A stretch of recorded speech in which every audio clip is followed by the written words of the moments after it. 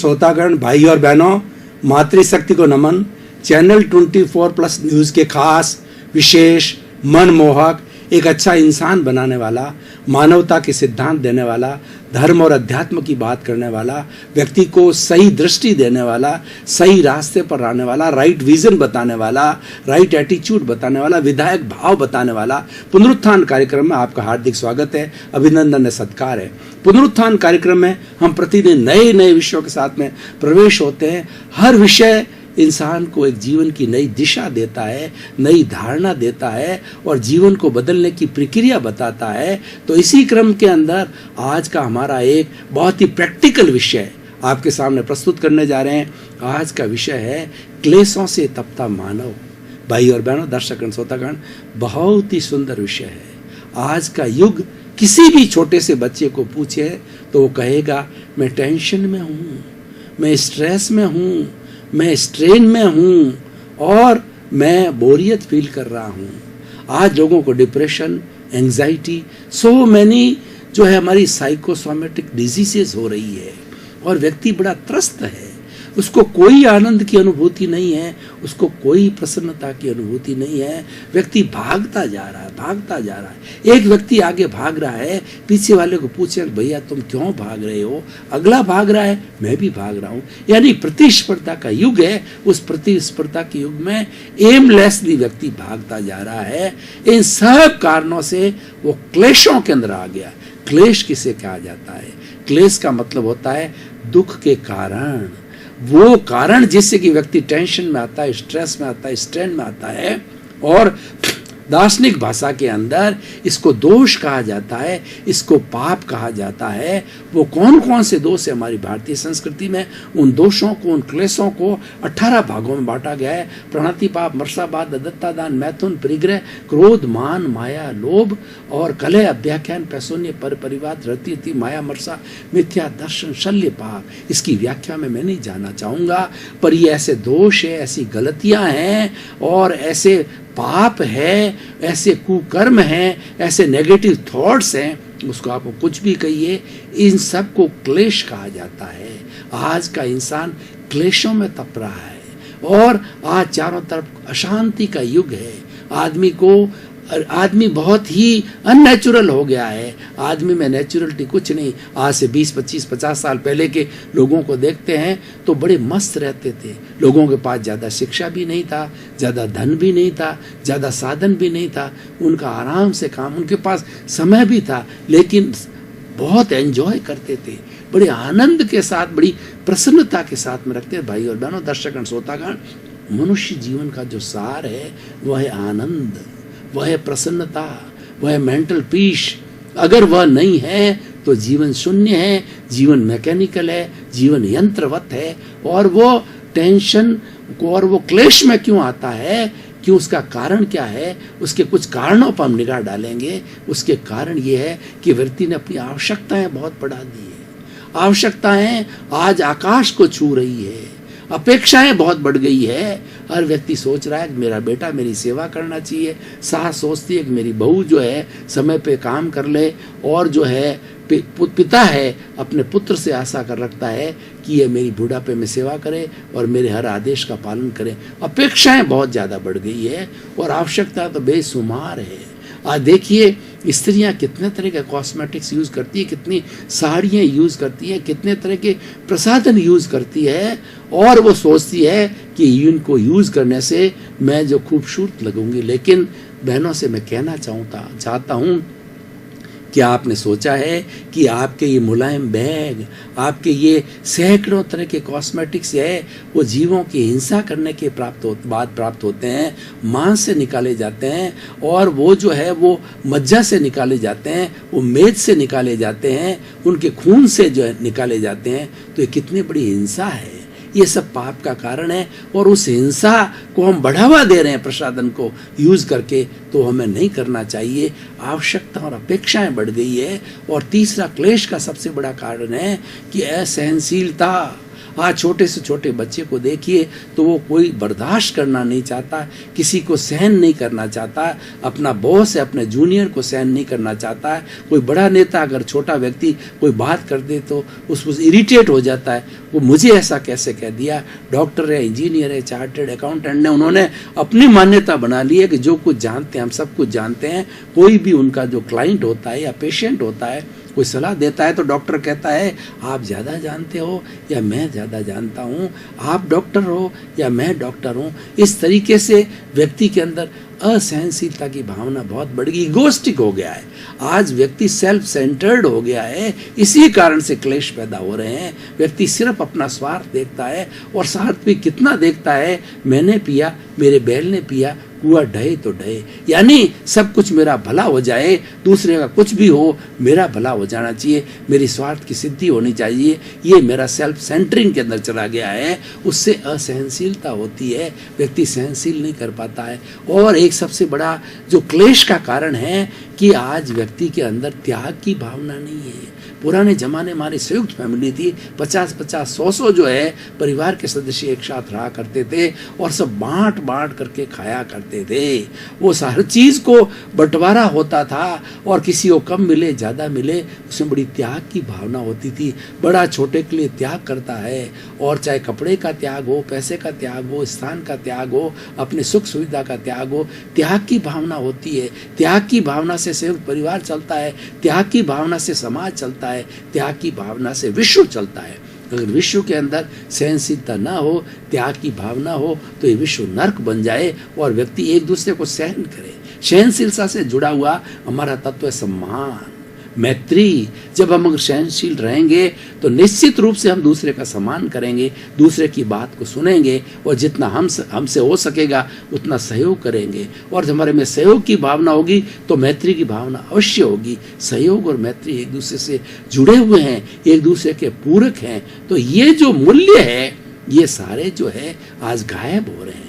हमारे जितने भी मानवीय मूल्य है, आध्यात्मिक मूल्य है, पारिवारिक मूल्य है, राजनीतिक मूल्य है, आर्थिक मूल्य है, सब गिर गए, सबका मूल्यन हो गया। इसका कारण क्या है कि व्यक्ति ने धन को इतना महत्व दे दिया है कि पहले आज से 40-50 साल के ज़माने में क्या होता था, एक जो है वो मैथमेटिक्स की थ्योरम है, एक सेंटर से एक वृत्त खींचता, उसकी एक परिधि होती है, तो उसके सेंटर के अंदर मनुष्य था, सेंटर में गुण थे, व्यक्ति गुणशील होता था, व्यक्ति चरित्रवान होता था, व्यक्ति ज्ञानी होता था, उसकी पूजा की जाती थी, उसकी वंदना की जाती थी, उसकी स्तुति की जाती थी, ऊंचा पद दिया जाता। आप रामायण को देखिए, रामायण के वशिष्ठ का पद जो है भगवान राम से ऊपर तक थे, उनके गुरु थे और हर बात में उसकी मंत्रणा की जाती थी, क्योंकि वो तो त्यागी पुरुष थे, वो निष्प्रिय थे, वो पकड़ थे, उनको कोई चीज से लेना देना नहीं है, उनको तो जनता के सुख से है, जनता की समृद्धि से है, इसलिए उनका निर्णय कभी भी गलत नहीं होता, उनमें कोई राग द्वेष नहीं होता, कोई पक्षपात नहीं होता। इसलिए भाई और बहनों, दर्शकगण, आज क्या हो गया है, आज मनुष्य इतना पावरफुल हो गया है कि उसने उसको व्यक्ति में जो सेंटर में व्यक्ति था उसको पटक दिया परिधि में। परिधि में पहले धन था, साधन था, सारी परिधि पे थी, यानी वो सेकेंडरी थी, वो प्राइमरी नहीं थी। आज जो प्राइमरी मनुष्य होना चाहिए, प्राइमरी धन बॉल हो गया है। एन के इन प्रकार हर व्यक्ति ये सोचता है कि मेरा सोशल स्टेटस धन के पीछे है और मुझे लोग जो बड़ा धन के पीछे मानेंगे, चाहे बाय हुक और कुक, whatever means, I am to earn the money so that I can have a symbol of status in my society. ये हमारी मान्यता है, ये मिथ्या मान्यता है, ये हमारी गलत मान्यता है। इसी मान्यताओं के कारण प्रतिस्पर्धा बढ़ गई है। हर व्यक्ति देखता है मैं ज्यादा से ज्यादा धन कमाऊं, मैं विश्व का सबसे बड़ा आदमी बनूं, मैरिज करूं तो अगले वाले ने किया है 5 लाख रुपए खर्च किए तो मैं 10 करूं, 1 करोड़ किए 2 करोड़। ये प्रतिस्पर्धा होने से क्या हो गया है कि व्यक्ति जो है रेस का घोड़ा बन गया है। रेस के घोड़ों में क्या होता है कि 100 घोड़े दौड़ते हैं लेकिन विजयी एक कोई मिलता, 99 जो है घोड़े या तो थक जाते हैं, मर जाते हैं, टूट जाते हैं, फ्रैक्चर हो जाता है। तो हमें ऐसी प्रतिस्पर्धा क्यों करनी है? हमें हेल्दी प्रतिस्पर्धा करनी है, किसी को मिटा के प्रतिस्पर्धा नहीं करनी है, अच्छाई के अंदर प्रतिस्पर्धा करनी है। कोई परोपकार करना है तो आप भी प्रतिस्पर्धा कीजिए, क्यों जो त्याग कर रहा है उसमें प्रतिस्पर्धा कीजिए, सहनशीलता में प्रतिस्पर्धा कीजिए, मैत्री में कीजिए, मैत्री, प्रमोद, करुण, मध्यस्थता, जो हमारे अच्छी अच्छाइयाँ हैं, हमारे जो गुण हैं उसकी प्रतिस्पर्धा कीजिए। बुराई की प्रतिस्पर्धा क्यों की जाए? उसे जलन बढ़ती है, उसे डाह बढ़ती है, उसे ईर्ष्या बढ़ती है और आदमी क्लेश के अंदर आ जाता है, क्लेश में तपता रहता है। भाई और बहनों, दर्शकगण, श्रोतागण, हमने क्लेश की परिभाषा दी, क्लेश के कारणों पर नजर डाला। तो अब हम निवारणों की तरफ आते हैं, क्योंकि हमारा जो ये एपिसोड है वो कारण और निवारण दोनों की बात करता है। तो क्लेशों से जो है वो दूर रहने के लिए हमें कुछ उपाय सोचने हैं। वो उपाय आपको बताए जाते हैं। सबसे पहले अपनी आवश्यकताओं को कम करो, रिड्यूस योर नीड। व्यक्ति को अगर 5 ड्रेस में 1 साल के अंदर चल जाता काम, तो अधिक की जो हम कामना नहीं करें। और हमारी अपेक्षाएं हैं, बच्चों से अपेक्षाएं हैं, जो पति पत्नी की अपेक्षाएं हैं, पिता पुत्र की अपेक्षाएं हैं और पोते दादा की अपेक्षाएं, वो अपेक्षाओं खत्म कीजिए। क्यों? अपेक्षाएं दुख का कारण है, यही क्लेश का कारण है। और दूसरा, सहनशीलता को डेवलप कीजिए। जितनी असहनशीलता रहेगी उतने क्लेश बढ़ेंगे। त्याग की भावना को डेवलप कीजिए। हमारे मूल्यों को हम बढ़ाएंगे तो हमें एक समाधान मिलेगा। और देखिए, एक समाधान खास तौर से मैं देना चाहता हूं कि हमारा जो अध्यात्म विज्ञान है, जो हमारा धर्म है, ये बहुत बड़ा सॉल्यूशन देता है। हमारा अध्यात्म विज्ञान 2 बातें बताता है। एक तो अपना अस्तित्व बताता है कि मेरा अस्तित्व है, ज्ञाता दृष्टा है, मात्र मैं जानने वाला हूँ, देखने वाला हूँ, मैं शुद्ध आत्मा हूँ। और लॉ ऑफ द नेचर पे चलता है कि ये सारी नेचर व्यवस्थित रूप से चलती है। ये सारी दुनिया को चलाने वाली शक्ति है, वो व्यवस्थित शक्ति है, वो लॉ ऑफ नेचर है। वो सारे जो है संजोग मिलकर के चलाते हैं। व्यक्ति जैसे अपने जो है मन से, वचन से, काया से कॉजेस डालता है, उन कॉजेस के कारण जो है, उन भाव कर्म के कारण, भाव बीज के कारण जो है कर्म फल मिलता है, कर्म परिणाम मिलता है। और वैसे वैसे संजोग मिलता है, वैसे वैसे पुण्य पाप मिलते हैं। तो हमें अध्यात्म को समझना है। अध्यात्म क्या कहता है कि आप सबसे पहले ये जानो कि मैं कौन हूँ। सबसे बड़ी आजकल क्या कठिनाई है, व्यक्ति दुनिया को बहुत जानता है, गूगल को खोलता है एक छोटा बच्चा भी, और वो कह देता है कि मैं तो आपसे बहुत ज़्यादा जानता हूँ, और वास्तव में ज्ञान भरा हुआ है। लेकिन प्रश्न ये है कि आप स्वयं अपने आप को जानते हो कि नहीं। व्यक्ति दूसरे को अपनी गज से नापता और अपने को दूसरे की गज से नापता है। ये बड़ी विडंबना है। व्यक्ति को अपनी गज से मापना चाहिए। अपनी कमजोरियां, अपनी अच्छाइयां, अपनी मेरिट्स और वर्च्यूज को ध्यान में रख करके ये करना चाहिए, तभी हमारे जीवन के अंदर संतुलन हो सकता है। इसलिए भाई और बहनों, दर्शक श्रोतागण, अब मैं पुनरुत्थान कार्यक्रम की जो हमारी परंपरा है कि हर एपिसोड को जो है वो निष्कर्ष के माध्यम से कसौटी पर कसते हैं कि ये समाज का क्या भला करने वाला है, ये व्यक्ति का क्या समाज भला करने वाला है। तो भाई और बहनों, दर्शकगण, श्रोतागण, मैं आपको बताना चाहता हूँ, जो व्यक्ति जन्म लेता है कोई मरना नहीं चाहता। हर व्यक्ति सुख चाहता है, लेकिन सुख कहाँ पर है, ये बड़ी भ्रांति है।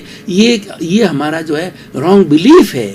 सुख हम बाहरी साधनों में देख रहे हैं, जड़ तत्वों में देख रहे हैं, धन में, संपत्ति में, भोजन के अंदर और खाने में, पीने में, सब में सुख ढूंढ रहे हैं। ये सुख तो क्षणिक है, लेकिन हमें उस शाश्वत सुख की जो है तलाश करनी है, जो कि कभी नहीं मिटने वाला, फॉर एवर हमारे साथ में रहने वाला है। और वो हमारी शुद्ध आत्मा भगवान में है, क्योंकि हमारा जो शुद्ध आत्मा है वो भगवान है। चाहे 33 करोड़ देवी देवता हो, चाहे राम हो, कृष्ण हो, महावीर हो, ऋषभ हो, चाहे कोई भी हो, वो सब की शुद्ध आत्मा एक जैसी है। ये कितना बड़ा एक सिद्धांत है कि चेतन तत्व में किसी का कोई फर्क नहीं है। जो फर्क दिखाई दे रहा है ये रिलेटिव का फर्क है, ये प्रकृति का फर्क है, ये जड़ तत्वों का फर्क है। जो शरीर मिला है, ये शरीर जो है पुण्य पाप के कारण मिला है। मन वचन काया को संचालित करने वाला है वो प्रकृति है, वो नेचर उसको संचालन करती है, उसको संजोग संचालन करते हैं, वो व्यवस्थित शक्ति संचालन करती है। 6 द्रव्य है, वो 6 द्रव्य मिलकर के इसका सारा जगत का संचालन करते हैं, और जगत का नियंता वह व्यवस्थित शक्ति है। 6 द्रव्य उनके कारण चलता है। लेकिन हमने जो एक दोषारोपण कर लिया कि सब कुछ ये मैं कर रहा हूँ, मैं और मेरा के अंदर हम इतने लुप्त हो गए हैं और मैं कर्ता भाव इतना आ गया है, मालिकी भाव इतना आ गया है, ये धन मैंने कमाया, ये घर मेरा है, ये परिवार मेरा है, ये मेरा पिता है, ये माता है, ये पुत्र है, ये पोता है, ये मैं और मेरा का जितने आपने अटैचमेंट पैदा कर दिए हैं, जितने कॉजेज पैदा कर दिए हैं, मालिकी भाव पैदा कर दिया है, कर्ता भाव पैदा कर दिया है, यही दुख का कारण है, ये क्लेशों का कारण है, ये कर्म बंधन का कारण है। आप क्लेशों से रोकना चाहते हैं तो धार्मिक क्रिया ये बताती है मालिकी भाव छोड़िए, आप शरीर के मालिक नहीं हैं। क्या कोई गारंटी ले सकता है कि मेरा ये 100 शरीर साल तक चलेगा? लेकिन इस बात की गारंटी है कि जो भीतर विराजमान है शुद्ध आत्मा भगवान है, और उसका जो है वो लक्षण क्या है, वो ज्ञाता है, दृष्टा है, जानने वाला, देखने वाला। हम पिक्चर देख रहे हैं तो दृश्य अलग है, दृष्टा अलग है। हम देख रहे हैं तो वह हम दृष्टा हैं और सामने फिल्म चल रही है, वो दृश्य है, लेकिन इसके अंदर अपने आप को जोड़ना नहीं है। हमारे को ज्ञाता दृष्टा में ये होता है कि जितने जो कुछ भी हमारे विचार आ रहे हैं उनको जाने दीजिए, जो दृश्य हमारे सामने आ रहे हैं जाने दीजिए, किसी के साथ में अपने आप को जोड़ो मत, क्योंकि ज्ञाता दृष्टा भाव अरूपी है, शुद्ध आत्मा अरूपी है, वो किसी के साथ के अंदर जुड़ता ही नहीं है। वो तो अनंत ज्ञान वाला है, अनंत दर्शन वाला है, अनंत शक्ति वाला है और अनंत सुख का धाम है, जिसकी हम खोज करें। क्लेशों से तपता मानव को शांत करने के लिए हमें जो सुख की प्राप्ति होनी चाहिए, शाश्वत सुख की प्राप्ति होनी चाहिए, वो शाश्वत सुख की प्राप्ति भीतर है। कस्तूरी के मृग तृष्णा जो आज इंसान भागता जा रहा है और क्लेशों का जो है अर्जन करता जा रहा है, उसको ये पता नहीं है, जैसे मृग को पता नहीं होगा, मृग तृष्णा वाले को, कि वो कस्तूरी उसकी नाभि में है और वो तो उसकी महक देख करके इधर उधर भागता रहता है। तो हमारा सुख भीतर है, हमारा सुख बाहर नहीं है, बाहर हम खोज रहे हैं। ये हमारी मृग तृष्णा है, ये हमारी मिथ्या दृष्टि है, ये हमारा ज्ञान है। अज्ञान को मिटाना, तपते मानव को शांत करने के लिए अज्ञान मिटाना पड़ेगा। हमारी जो अज्ञान भावना है, हमने जो अर्जित कर दी है, उसका विसर्जन करना पड़ेगा। कि हमने जो मान्यता को ठीक करना पड़ेगा, हमारा आर्ट ऑफ द विजन सही करना पड़ेगा, हमारी दृष्टि को सही करना पड़ेगा, हमारी मिथ्या दृष्टि को हटा करके हमें सम्यक दृष्टि करनी होगी, हमें राइट बिलीफ करनी होगी, रॉन्ग बिलीफ को हटाना पड़ेगा। राइट बिलीफ क्या है कि मैं तो शुद्ध आत्मा हूँ, ज्ञाता दृष्टा हूँ, मैं करता नहीं हूँ। कर्ता व्यवस्थित शक्ति है, ये लॉ ऑफ द नेचर है। ये नेचर जो है वही सब करता है, वही चलाने वाली है, वही संचालन करने वाली, मैं नहीं हूँ। ये जब होगा तो मैं और मेरा का विसर्जन हो जाएगा, हम किसी को अपने आप से जोड़ेंगे नहीं, हमारा मालिक की हक समाप्त हो जाएगा और हमारा कर्ता भाव समाप्त हो जाएगा, तो हमको सुख होगा। आप कोई भी गतिविधि करिए, आप मन से, वचन से, काया से, परिवार का, समाज का जो कुछ भी काम आप कर रहे हैं वो करते रहिए, उसमें कोई बाधा नहीं है। पर मालिकीनी हक को त्याग कीजिए, अपनी सोच को बदलिए, अपने कर्ता भाव को समाप्त कीजिए और केवल ज्ञाता दृष्टा भाव का जो है, जो कि शाश्वत सुख वाला है, उस ज्ञाता दृष्टा भाव को देखिए कि जो कुछ भी आज मेरे सामने दृश्य आ रहे हैं, चाहे हमारे घर में कलह हो गई, झगड़ा हो गया, और मेरे खुद के शरीर के अंदर कोई भी बीमारी आ गई, जो भी दृश्य हमारे सामने आ रहा है, घाटा लग रहा या किसी का परिवार के सदस्य का अनबन होगी, वो दृश्य है। उस दृश्य को जो है आप जो बाईपास कीजिए, उसको जाने दीजिए, उसको लेट गो कीजिए, उसके साथ जुड़िए मत। उसके साथ जुड़ेंगे तो हमारा कर्ता भाव आ जाएगा, मालिकन हत आ जाएगा। आपकी जो धन संपत्ति है उसके साथ अपने आप को मत जोड़ो। आप तो ये माने हो कि ये धन संपत्ति उसका मैं ट्रस्टी हूँ, वो मेरे जो है वो नेश्राय के अंदर है, और मैं उसका जो है कहना चाहिए मैं तो उसका चौकीदार हूँ, मैं मकान का मालिक नहीं हूँ, मैं तो मालिक अपनी शुद्ध आत्मा का हूँ, जो कि भगवान का रूप है, जो कि शाश्वत सुख जिसके अंदर हुआ है उसका मालिक हूँ, और वही ज्ञाता दृष्टा भाव है। तो भाई और बहनों, दर्शकगण, श्रोतागण, आज का जो एपिसोड है कि क्लेश से तपता मानव है, उसके समाधान के लिए व्यक्ति की सोच को बदलना पड़ेगा। हमारी जितनी 18 तरह की नेगेटिविटी हमने बताई, उस नेगेटिविटी को पॉजिटिविटी के अंदर बदलना पड़ेगा। हर दृश्य के साथ में अपने आप को मत जोड़ो। जो भी घटना घटित होती है उसे अपने आप को अलग रखो। मैं अलग, शरीर अलग। जब हमारी ये भावना जो है अलग हो जाएगी कि दोनों अलग अलग हैं, हम एक मान लेते हैं। जब बुराई हो जाती है, जब दोष हो जाता है, जब पाप हो जाता है, तो सोच को हमें बदलना है। उसको सोच को बदलने से जो है हमारा जो मानव जो है एक शांतिपूर्ण जीवन जिएगा। और जिसके पास में शांति होती है वही दूसरे को शांति दे सकता है। अशांत व्यक्ति दूसरे को शांति नहीं दे सकता। और जो व्यक्ति दोषों का सेवन करने वाला है वह व्यक्ति किसी दूसरे को उपदेश दे के उसका सुधार नहीं करना पड़ता है। सबसे पहले जीवन के अंदर चीज़ उतरनी चाहिए, गले में उतरनी चाहिए, स्वयं का पालन होना चाहिए। और जो स्वयं पालन करता है वो उसका प्रभाव जो है दूसरे के ऊपर तुरंत पड़ता है। इसका मैं एक उदाहरण आपको बताना चाहता हूँ कि महात्मा गांधी के पास के अंदर जो एक महिला आई अपने बेटे को लेकर के कि गांधी जी, मेरा बेटा जो गुड़ बहुत खाता है और गुड़ खाने से इसके दांत खराब हो जाएंगे। तो महात्मा गांधी ने कोई जवाब नहीं दिया। उन्होंने कहा कि 1 सप्ताह पर बाद आना। तो जो वो महिला चली गई और सप्ताह भर के बाद में जब आई तो सप्ताह भर के बीच के अंदर गांधी जी गुड़ खाया करते थे। तो गांधी जी ने गुड़ छोड़ दिया। तो फिर उन्होंने उपदेश दिया बच्चे को कि भाई गुड़ ज़्यादा नहीं खाना चाहिए, एक कम मात्रा के अंदर लेना चाहिए। ज़्यादा गुड़ खाओगे तो उससे दांत खराब हो जाएंगे, पेट के अंदर कीड़े पड़ जाएंगे और अस्वस्थ हो जाओगे। तो इस शिक्षा का असर उन पर पड़ा क्योंकि स्वयं पालन करते हैं। और सबसे बड़ा स्वयं का पालन करने का ये है कि ज्ञाता दृष्टा भाव में रहो। मालकिनी हक को छोड़ दो, कर्ता भाव को छोड़ दो और जो दृश्य हमारे सामने चल रहे हैं उन दृश्यों को साक्षी भाव से, ज्ञाता दृष्टा भाव से मात्र देखते रहो, उनको बाईपास करते रहो।